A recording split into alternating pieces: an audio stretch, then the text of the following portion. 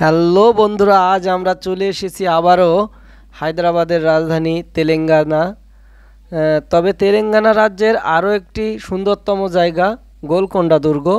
গোলকোন্ডা দুর্গ 1463 সালে সুলতান মোহাম্মদ শাহ বিন দ্বিতীয় খলিফা সুলতান কুলি ইনি সর্বপ্রথম এই দুর্গ স্থাপন করেন।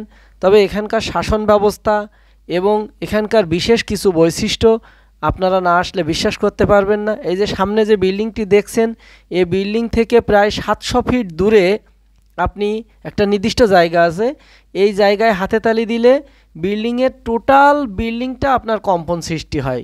আসলে এই জিনিসগুলো না দেখলে বিশ্বাস করা যায় না।